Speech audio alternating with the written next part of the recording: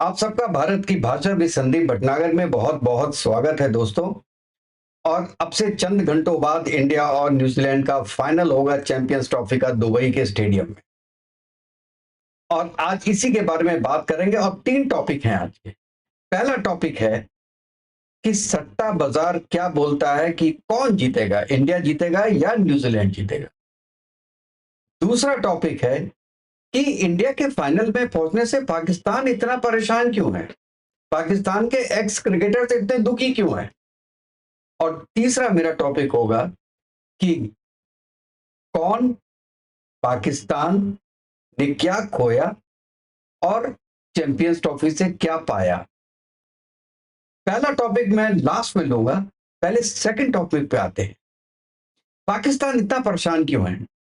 पाकिस्तान के x cricketers, Shahid Afridi, उनके जो यूट्यूब के प्रोग्राम्स होते हैं और टीवी चैनल्स में जो एक्स क्रिकेटर्स बैठे होते हैं, इंजमामुल हक भी उसमें है, तनवीर भी उसके अंदर हैं, और भी कई क्रिकेटर्स, एक्स क्रिकेटर्स हैं जो बैठते हैं।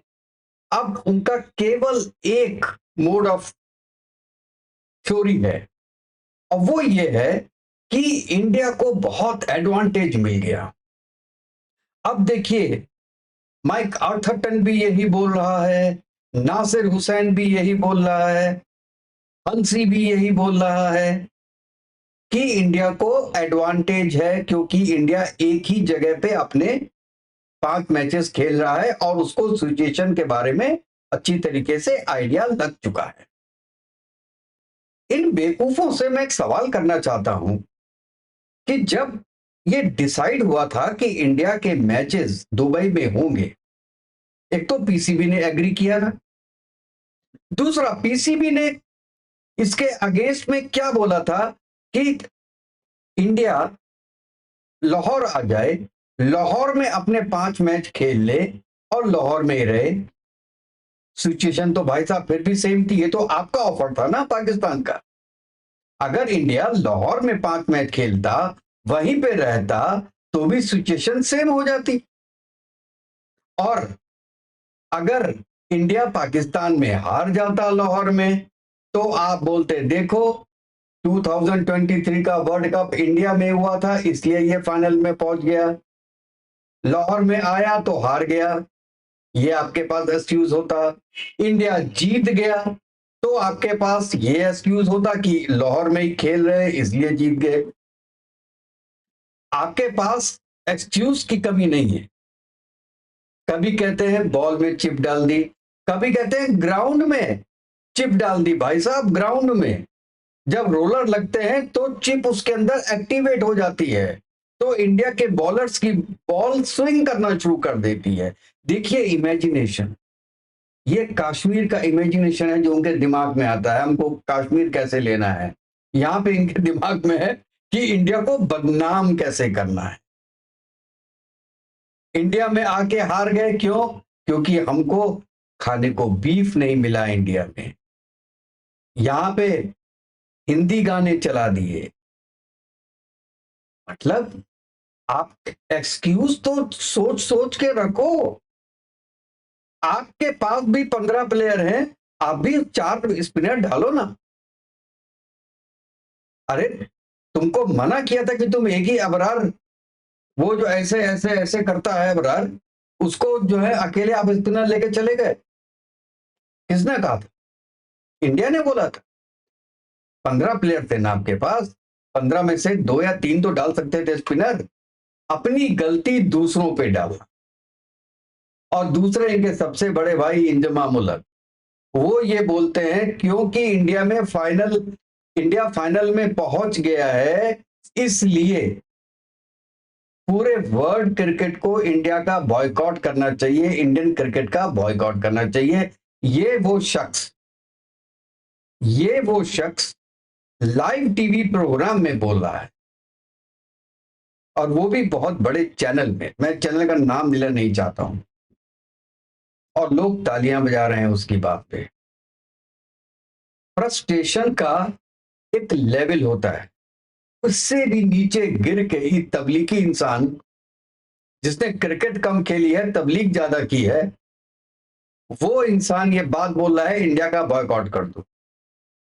एक बात बता दूं मैं कि अगर इंडिया चाहता या अपनी तरफ से ट्राई करता तो चैंपियंस ट्रॉफी पाकिस्तान में हो ही नहीं सकती थी, पाकिस्तान से बाहर जाती।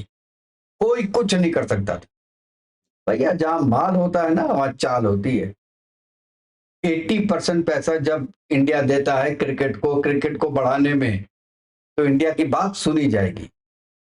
और अगर वहां जय शाह भी बैठा हुआ है और भी जितनी टीम्स हैं उनके प्लेयर सब इंडिया में खेलते हैं, तो इंडिया की बात नहीं मानी जाती।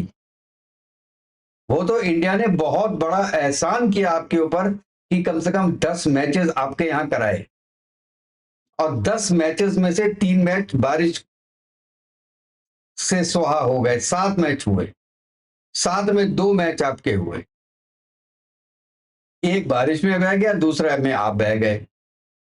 अब आपका गुस्सा इसलिए है कि पहले तो इंडिया ने आपको चैंपियंस ट्रॉफी से बाहर कर दिया और फिर चैंपियंस ट्रॉफी को ही पाकिस्तान से बाहर कर दिया। अब ऐसा लग रहा है कि जैसे चैंपियंस ट्रॉफी पाकिस्तान में नहीं इंडिया में हो रही हो। India India India India India India की ही बात हो रही है। आप तो 4 दिन में बाहर हो गए।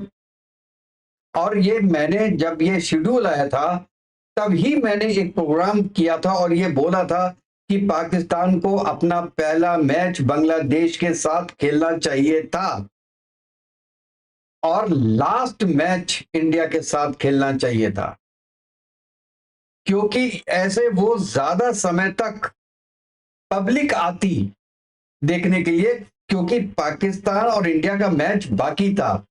पाकिस्तान गेम में रहता। आपने शुरू के 4 दिनों में ही 3 मैच कर दिए, जिसमें से कि 2 में तो पहले से बाहर हो गया वो। जब 2 ही मैच हार के बाहर हो गया तो तीसरे की वैल्यू बहुत कम रह गई थी। सबसे बड़ा ब्लंडर, सबसे बड़ा ब्लंडर ये किया। और ये आपने किया, हमने थोड़ा ना किया। आपने तो साइन किए थे ना। चलो अब मैं ये बात करता हूं कि पाकिस्तान ने इसमें क्या पाया क्या खोया। चैंपियंस ट्रॉफी से पाया बहुत कम। एक तो इनके जितने भी स्टेडियम्स हैं वो बन गए। 1800 करोड़ रुपए लगा और उसमें से कुछ जरूर आईसीसी ने दिया होगा कुछ परसेंटेज, तो वो एक लॉन्ग टर्म चीज हो गई। दूसरा, आप इंडिया के सामने डट गए, खड़े हो गए कि आप हमारे यहां नहीं आएंगे तो हम भी 2028 तक आपके पास नहीं आएंगे। ये बात आपकी मान ली, इसमें हम कहते हैं एक तरीके से आपकी जीत है। आपकी जीत वैसे है नहीं, ये इंडिया तो यही चाहता था। इंडिया यही चाहता है कि आप खेलें ना हमसे, हमको खेलना ही नहीं। ये क्रिकेट का एक दिन का गेम है केवल। इस गेम को एक तरीके से हम धर्म से नहीं जोड़ते हैं जो कि आपके लोग जोड़ते हैं कि ये इस्लाम की जीत हो गई, ये इस्लाम की हार हो गई। रिजवान अहमद गेम में तबजी पहन के बैठा हुआ है और जो है वो सबके सामने, पब्लिक के सामने एक तरीके से जो है वो अल्लाह से मना रहा है कि हम जीत जाएं। ऐसा थोड़ी ना होता है। कभी आपने किसी हिंदुस्तानी को देखा है कि जो है वो फील्ड के अंदर जाके आरती कर रहा है कि भगवान हमको जिता दो? अभी जीतते आदमी गेम से हैं या पूजा करने से जीतते हैं?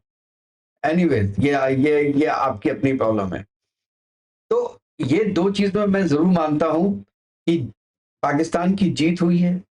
कोई बड़ा टेररिस्ट अटैक नहीं हुआ, जबकि 2, एक बन्नू में और एक खैबर पख्तूनख्वा में 2 अटैक हो चुके थे। बीच में काफी बड़े अटैक हुए, लेकिन हाँ वो लाहौर और ये आपका कराची से दूर थे, लेकिन अटैक हुए हैं। ये आपकी केवल 3 उपलब्धियां हैं, इसके सिवा कोई उपलब्धि नहीं रही। अब मैं गिनाता हूं कि इसमें आपका नुकसान क्या हुआ। सबसे बड़ा नुकसान पाकिस्तान का ये हुआ है इसमें कि पूरी दुनिया मान गई है कि Pakistan is a terrorist state. अब आप कहेंगे ये कैसे? चैंपियंस ट्रॉफी रहते हुए वहां पे अटैक्स हो रहे हैं।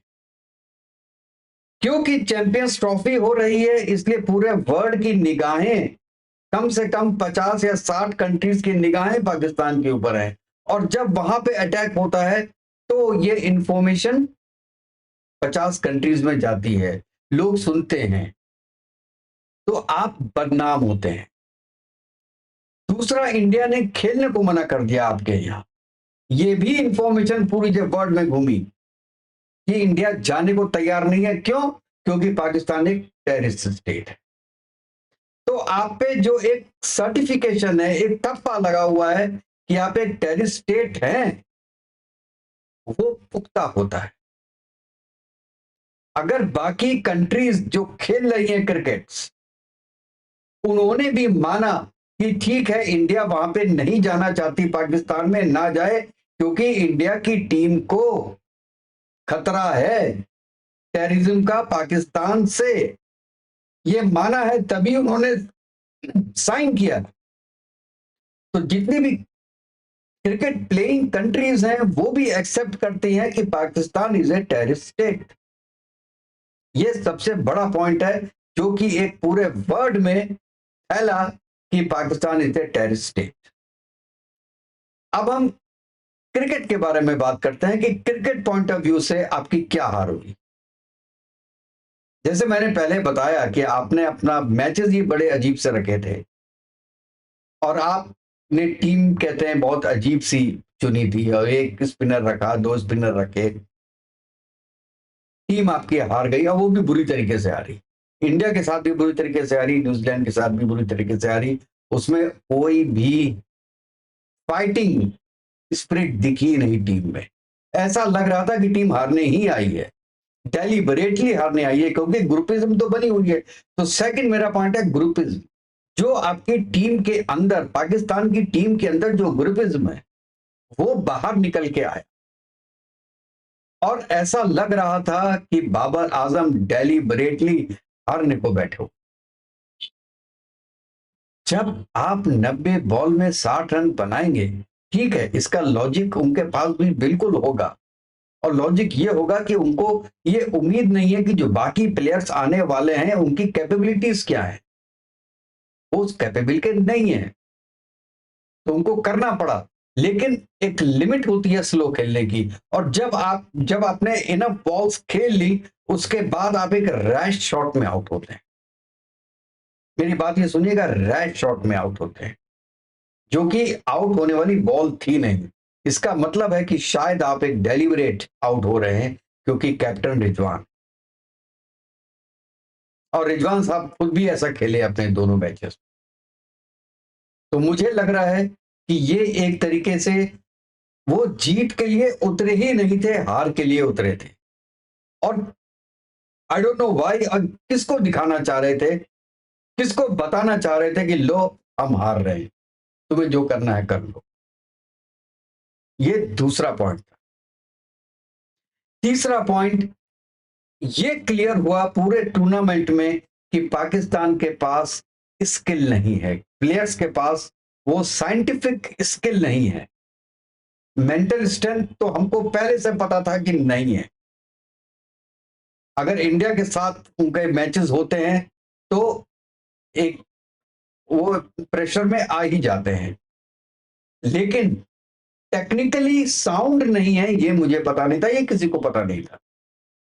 ये अब पता चला कि आपके प्लेयर मेंटली स्ट्रांग भी नहीं है, टेक्निकली स्ट्रांग भी नहीं है और फील्ड में फिजिकली स्ट्रांग भी नहीं है। तो आपको अपनी पूरी टीम पे वर्क करना पड़ेगा। It was not a world class team. मैं कहता हूं कि इंडिया की बी टीम भी आपकी टीम से अच्छी होगी। चौथी बात, जितना आपने पैसा लगाया है अपने स्टेडियम्स को रिन्यू कराने के लिए, 1820 करोड़ बोलते, और बांग्लादेश के मैच में क्या हुआ, साउथ अफ्रीका इंग्लैंड के मैच में क्या हुआ, बारिश हुई, खेल खत्म, आधे घंटे की बारिश से पूरे दिन का गेम खत्म। ये T20 थोड़ी ना था। घर के पोछे लेके आप पानी निकाल रहे हैं स्टेडियम से। ये पूरी दुनिया देख रही है। आप एक सोकर के सिवा आपने सोकर खरीदे ही नहीं, आपको, क्योंकि आपको ये पता था कि बारिश तो होगी नहीं, ये बारिश का मौसम तो है नहीं, तो आपने इस तरह से ध्यान ही नहीं दिया। यही प्रॉब्लम है पाकिस्तान की। देखिए, मैं हमेशा बताता हूँ, क्रिकेट और देश ये सेम चलता है। पाकिस्तान क्रिकेट और पाकिस्तान कंट्री सेम होते हैं। कॉन्सिक्वेंस को नहीं देखते हैं, पॉसिबिलिटीज को नहीं देखते हैं, प्लस माइनसेस को नहीं देखते हैं। जो बड़बोले से मेंटल आदमी होते हैं ना, जो दिमाग में आया कर दिया, वो उस टाइप के लोग हैं। बना तो दिया, अब अंदर पानी चू रहा है। किसने चेक किया था स्टेडियम को भाई? 1820 करोड़ लग गए आपके स्टेडियम्स में, और सब स्टेडियम्स में पानी चू रहा है बारिश का। चलो, बारिश का पानी छूता है, कोई बात नहीं है, कर रहा है, रिस रहा है, लेकिन फील्ड का तो ख्याल रखना चाहिए था जिसमें मैच होना है। चलिए, एक पॉइंट तो ये था। पांचवा पॉइंट, ये बड़ा इंपॉर्टेंट पॉइंट है दोस्तों, पब्लिक ही नहीं है। पब्लिक ही देखने को नहीं आ रही साहब। 30-30 हजार की कैपेसिटी वाले ग्राउंड्स और 2000 आदमी बैठा है। और जो सेमीफाइनल था मैच, उसमें पाकिस्तान ने कहा कि आप लोग फ्री में आइए और यहां इफ्तारी खाना खा के जाइए। उसमें पता नहीं पिज्जा दिया गया, एक सूप दिया गया और एक दो डिशेस दी गई थी कि आप आइए, फ्री में खाना खाइए, फिर जाइए। फिर भी लोग ना आए जी, फिर भी लोग नहीं आए। आपने पाकिस्तान में चैंपियंस ट्रॉफी करवाई, और वो भी रमजान के दिनों में। आधा तो टूर्नामेंट रमजान में आ गया ना।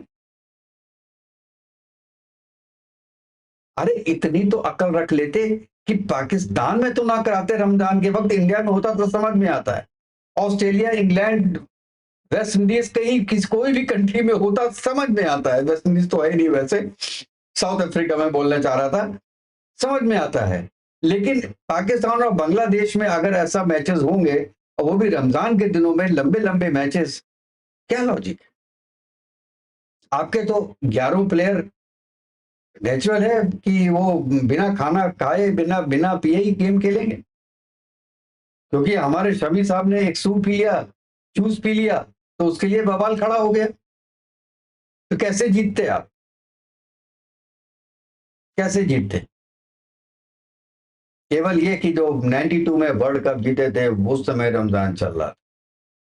अब मुझे क्या पता कितने लोग रोजे में थे, कितने लोग रोजे में नहीं थे उस वक्त। तो और भी कई पॉइंट्स हैं जो कि बहुत निगेटिव हुए हैं, क्योंकि जितनी भी टीम्स हैं सब होटल में बंद, होटल से केवल ग्राउंड, ग्राउंड से बैक होटल, बाहर कहीं उनका कोई एक्स्ट्रा करिकुलर एक्टिविटी नहीं थी पूरे पाकिस्तान। ये भी एक बहुत बड़ा फ्रस्ट्रेशन था वहां पे लोगों का। और वो कह रहे थे बड़ा अच्छा हुआ कि हमको कम से कम लाहौर से कराची जाने का तो मौका मिला, पेशावर जाने का तो मौका मिला, दुबई आने का तो मौका मिला एक बार। हम लोग अपने होटल से बाहर तो निकले। आपने तो एकदम उनको प्रेसिडेंशियल सिक्योरिटी देके बांध दिया उनको। तो ओवरऑल देखा जाए तो मेरी निगाह में it was a bad tournament for Pakistan. Financially भी बहुत उनको नुकसान है, क्योंकि गेट मनी तो आई नहीं। जो भी गेट मनी आएगी साहब, वो आएगी दुबई से। और दुबई में देखिए कि करीब 9 मिलियन के टिकट सेल हो चुके हैं, और अब टिकट अवेलेबल नहीं है इंडिया और न्यूजीलैंड के मैच के। और पाकिस्तान के मैचेस में लोगों से कहा गया आप फ्री टिकट लीजिए, अंदर आइए, मैच देखिए। ये डिफरेंस है। अब आईसीसी कौन सा टूर्नामेंट कराएगी पाकिस्तान में साहब? नुकसान में तो कहीं टूर्नामेंट नहीं होते। तो this was a share loss for Pakistan. जो ये पूरा चैंपियंस ट्रॉफी हुआ है, बदनाम हुआ पाकिस्तान। टीम में ग्रुपिज्म हो गई, टीम टूट गई। अब आपने T20 और वनडे की टीम ही अपनी चेंज कर दी। बाबर आजम को T20 से निकाल दिया, रिजवान को T20 से निकाल दिया। That was the blunder you people have done. That was the blunder. और आगा खान, क्या उसका नाम है, उसको कैप्टन बना दिया यार, कमाल। वो वो T20 का प्लेयर ही नहीं है, T20 का प्लेयर ही नहीं है, उसको T20 का कैप्टन बना दिया आपने। इसको कहते हैं, यही कहते हैं कि बिना सोचे समझे काम करना। बाबर आजम जैसा प्लेयर, रिजवान जैसे प्लेयर, जो कि वर्ल्ड क्लास प्लेयर्स हैं, उन दोनों प्लेयर को T20 की टीम से ही हटा देना, this is the biggest loss of champions trophy. Mind my words. ये दोनों प्लेयर अब खेलेंगे तो जरूर पाकिस्तान के लिए, मन से नहीं खेलेंगे, और ऐसे प्लेयर्स आपको जल्दी मिलेंगे भी नहीं। मैं सोचता हूं बाबर आजम जैसा प्लेयर पाकिस्तान की टीम में T20 में नहीं है, बाकी कौन होगा। अब ये टीम जिम्बाब्वे के सिवाय श्रीलंका और बांग्लादेश से भी नहीं जीत सकती, I can guarantee you that. अब आते हैं अपने तीसरे पॉइंट में, दोस्तों बड़ा हो रहा है वीडियो। अब आते हैं सट्टे पे। देखिए, जहां तक मैं सोचता हूं, दोनों टीम बहुत अच्छी टीम्स। इंडिया की टीम भी ऑन ए डे बहुत अच्छी है, और देयर डे न्यूजीलैंड की टीम भी बहुत अच्छी है। जो अच्छी टीमें होती हैं, उनके दिन नहीं होते, वो अच्छा, हमेशा एक अच्छा एक फाइट देती है। तो मुझे लगता है इस मैच में भी बहुत अच्छी फाइट होने वाली है दोनों टीमों के बीच में, और कल पर्टिकुलर डे पे जो अच्छा खेलेगी वो टीम जीतेगी। मेरे दिल से तो यही कहता हूं कि इंडिया जीते, लेकिन मेरा दिमाग बोलता है कि जो बेटर गेम खेल रहा है वो ये टूर्नामेंट जीते। और जहां तक भाई साहब सट्टे बाजार की बात है, तो सट्टा इज विद इंडिया।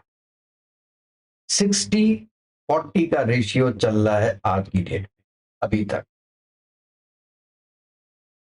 कि 60% चांसेस इंडिया की हैं और 40% चांसेस न्यूजीलैंड की हैं जीतने की। और दोस्तों एक बात आप मत भूलिएगा कि अभी न्यूजीलैंड वनडे सीरीज में इंडिया को 3-0 से हरा के गई है इंडिया में, और ये मेरे ख्याल से 20 या 25 साल में पहली बार ऐसा हुआ है कि कोई टीम इंडिया को 3-0 वनडे सीरीज में हरा के गई है। और उस टीम में भी यही प्लेयर्स थे जो कि आज ये मैच खेलेंगे। तो all the best for the both of teams. जो अच्छा खेले वो जीते, और हार या जीत ये बहुत बड़ी चीज नहीं होती है। ये एक पर्टिकुलर गेम है, इसको गेम स्पिरिट से लेना चाहिए। हमारे हीरो हमेशा रहेंगे, चाहे वो जीते चाहे वो हारें, अच्छा खेलें, डेलिबरेटली ना हारें जैसे पाकिस्तान के प्लेयर्स हराते हैं। बाकी all the best to both of the teams. Thank you very much लोगों, मेरा वीडियो देखने के लिए। फिर कल मिलते हैं किसी नए टॉपिक में, तब तक के लिए जय हिंद, जय भारत, वंदे मातरम।